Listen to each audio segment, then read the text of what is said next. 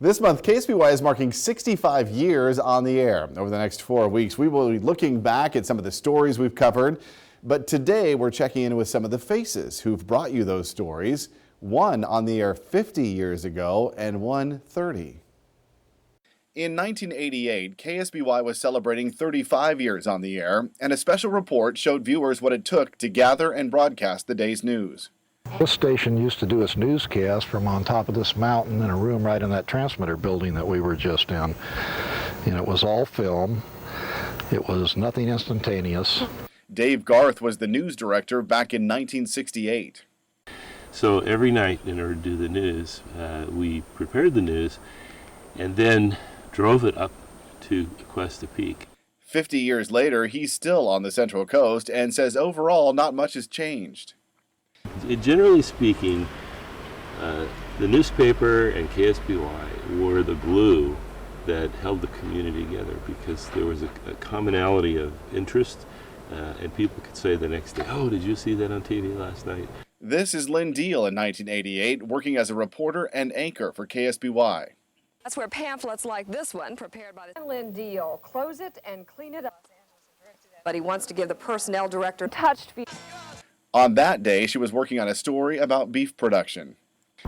Yeah, I mean that's what you learn over the years is how to take everything that comes at you and put it in some meaningful form. Deal spent more than a decade working at KSBY and eventually moved on to Sacramento and Los Angeles before returning to the Central Coast.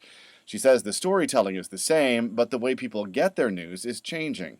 The news we did then, we had time to, really do a lot of in-depth stories, even though it was challenging. But the news cycle now turns over. Something you do right now might be knocked out later on today.